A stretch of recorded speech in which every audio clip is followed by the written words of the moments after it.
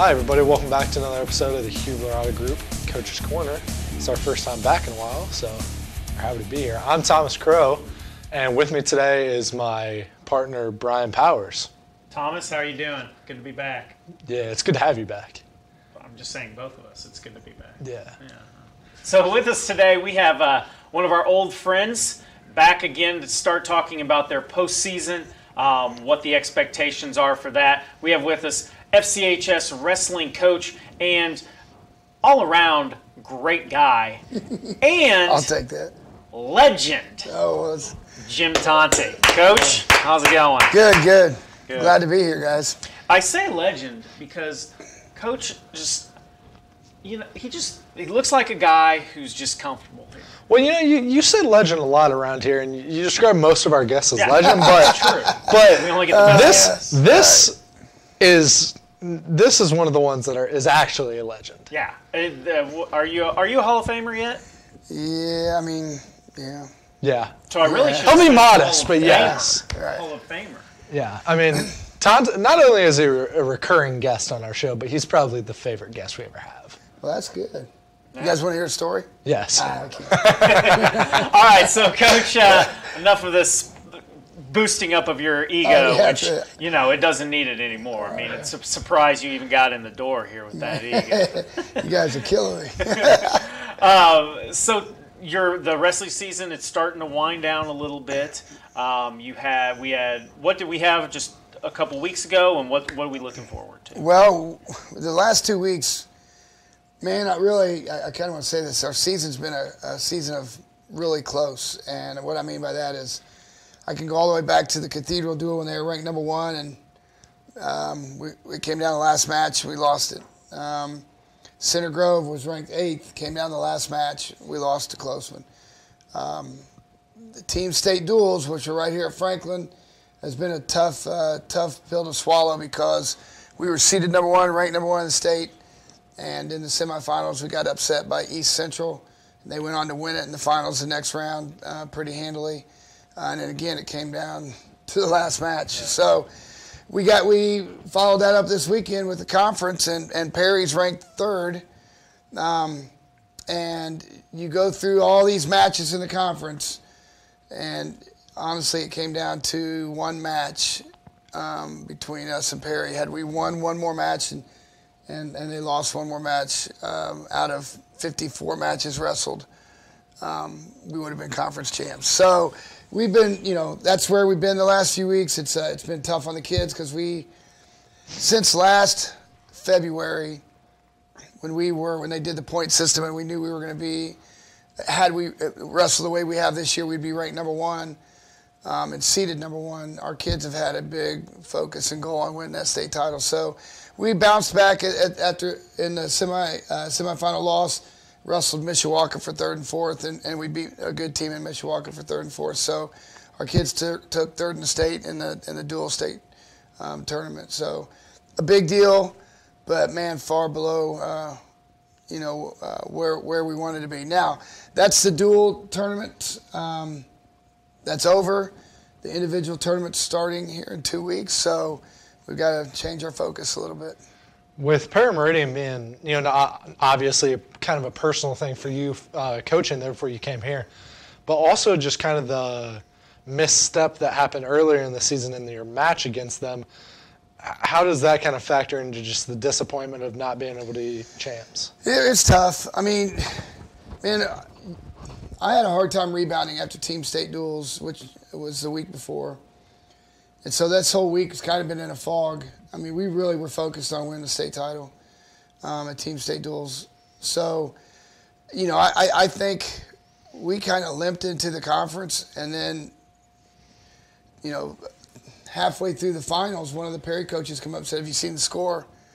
I go, "No, honestly, I looked at it in the semis, and we're ahead at the semis, after the semis." He said, "Well, we're within 5. Well, one match is 3 to 5 points depending on how you win." So, it came down to the very end. So it was, honestly, I felt a little bit better because, they are one of the most highly regarded teams in the state year in and year out, and to know that we went to the wire with them was kind of a good rebound from Team State.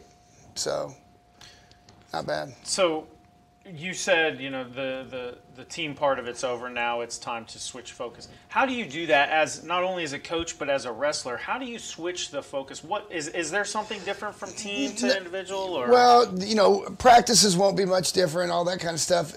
We just now are really going to focus on looking at who our individuals are going to wrestle in the sectional and regionals, because you got to place top 4 in the sectional to move on to the regional, top 4 in regional to move on to semi-state, top 4 in semi-state to move on to state. And we have bar none, the toughest route to the state finals, with our regional being the number 1 rated regional in the state. So it's a tough route for our kids. I mean, they rank the top 8 kids in the semi-state from all the kids that come into a semi-state. And we have 2 weight classes where 6 of the 8 are just from our regional, and only 4 make it out of the regional. So, I mean, you're talking about you're going to have to beat a top-ranked kid in the state just to get out of the regional, let alone to get through the semi-state the next weekend. So it's a tough route. But your question in regards to, our focus now, now it's time where we're going to bring kids individually and start breaking down film and looking at film of our opponents and trying to see, where we're going to get seated and who we're going to have to beat. And, it's prior to the seating meeting for the sectional, but you can kind of get an idea based upon everybody that who's in your sectional. So, it really becomes more of the practices won't change per se. We all got to get better at the same, whatever techniques, we're still working on these things. But, we'll start pulling kids out of practice, and a coach will take 3 or 4 kids and they'll start watching film and, hey, this is what we got to look out for. This is who we're going to be wrestling, kind of thing. So it just changes a little bit, but we're still in there doing the same things that we do every day, and we're trying to get better at wrestling. So on the road to state championship, going to Bankers Life, do you foresee any individual state champions on your team? Is there any projections or anything like that? I mean, we have 4 guys that have at any point in the season have been ranked in the top 4. Johnson's been ranked 2nd. Tyler, Harris, and Jalen have all been ranked in the top 4. So, again, it's so tough. I'll just use the example of Harris. Let's use Jalen Ward. He has number 1 ranked. He's ranked 4th. He's got number 1 in his regional. If he loses in that regional number 1, it's luck of the draw. He's got a 33% chance of drawing into the number 2 ranked kid in the state to go to state. That's what happened to Tyler last year. Tyler was, bar none, one of the top 4 kids in the state last year. He lost a close match to one of the top 3 kids in the state last year in the regional finals, 1-point match. He drew into the state champ in the ticket round to go to state. It's luck of the draw. It's really, Indiana's one of only 3 states that doesn't have wrestlebacks, and it hurts the kids. Every other state has wrestlebacks because they understand we want the best kids at the state. But our association, or IHSA, just doesn't see it that way. So. And those are the rest of So, like, let's say at the semi-state you got beat in the first round. Mm-hmm. You could still wrestle back and get 3rd or 4th, coming through the back bracket. Uh-huh. But it's a one-and-done deal there. Mm-hmm. So it depends on your draw. 4 regional champs are going to wrestle a winner of a 3rd and a 2nd from another regional. Mm-hmm. And it just depends on the formula and how it comes out. You literally are rolling the dice and luck of the draw. There are kids that will get 3rd and 4th in the regional that'll have a better draw than kids that get 2nd, just because of the luck of the draw. Mm-hmm. So those guys, there's you draw into the modern day regional, coming out of our regional, and 2 tough regionals, and you might be in a match at another kid on the Jeffersonville and Bloomington regional. You've pinned both those guys, and they're moving on. Yeah. So it's I wish we fought it for years with the IHSA, and they just will not give. And like I said, we're one of 3 states that don't have wrestlebacks. So, in this year with everything with the pandemic and wrestling's kind of one of those sports where it's close. That's kind of the name of the game. It's a close contact sport. Have you learned anything this year or seen anything this year that you can take forward and say, oh, that's actually works out really well for us? Or well, I will say this, and it's, I don't know if you call it luck. I really don't know what to call it, but everybody, just as you described, our closest, your close contact in an enclosed room with heat and sweat and blood, and we've had less examples, or we're kind of par for the course when it comes to COVID and close contact in our wrestling area as the rest of the school's been. Yeah. And I don't know if it's, this stuff seems to be, just luck sometimes. And so that could be it.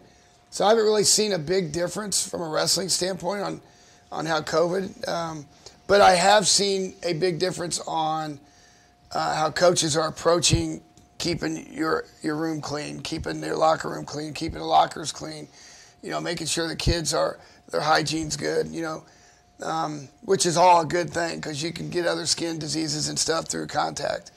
So from that standpoint, it's been really good.